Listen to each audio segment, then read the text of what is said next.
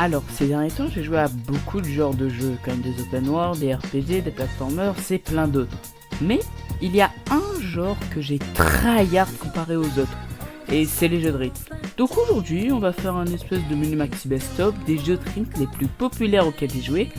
Alors, on peut passer au premier jeu, qui est sans aucun doute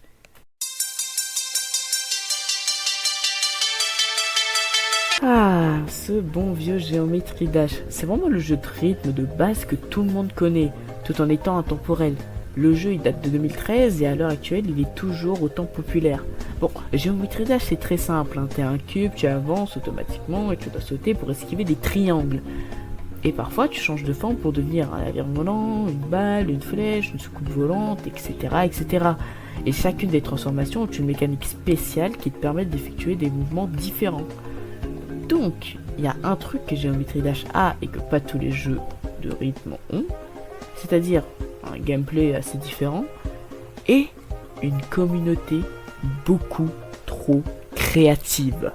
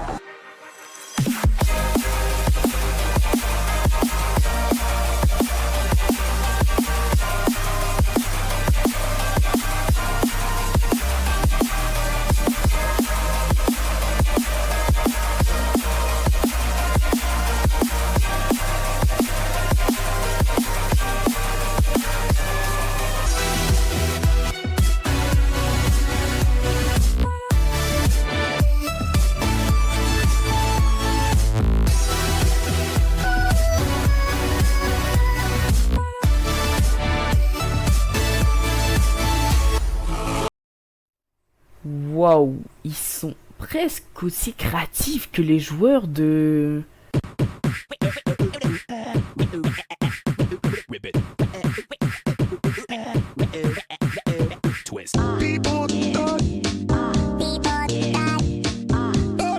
Friday Night Funkin', le jeu de fou qui avait bien percé en 2020-2021.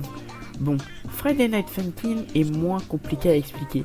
C'est juste le jeu des flèches où il faut appuyer sur là ou les flèches au bon moment. En gros, le jeu de base, quoi.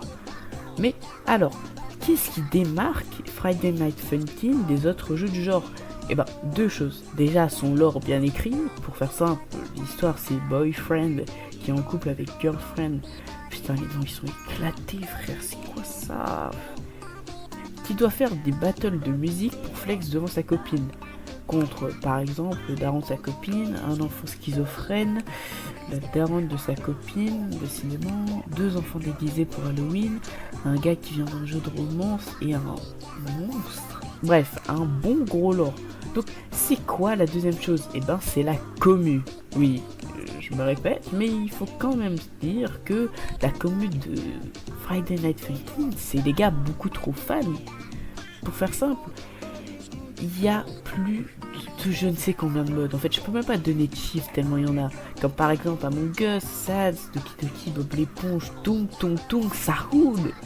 C'est le multiverse ou quoi? Vas-y, c'est pour ça que j'ai pas de meuf.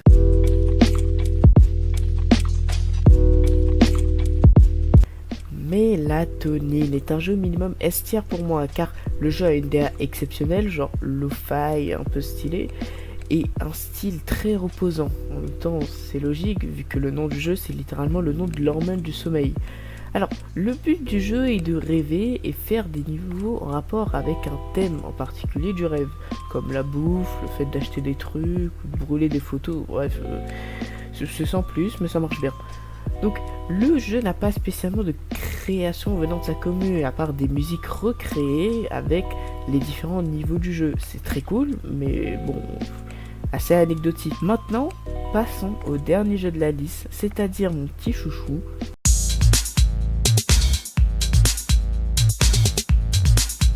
Ah, ce jeu est une pépite, bordel.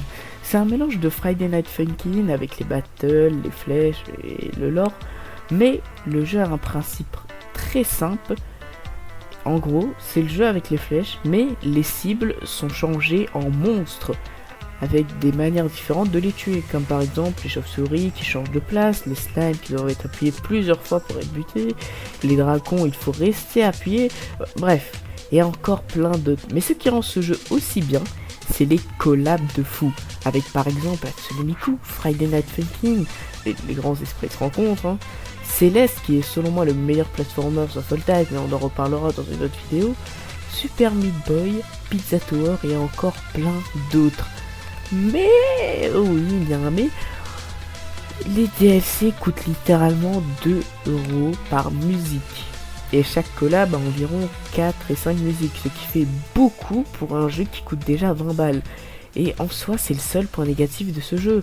Et je trouve ça dommage vu que le jeu en lui-même est incroyable. Bon, les jeux de rythme, c'est grave cool en vrai.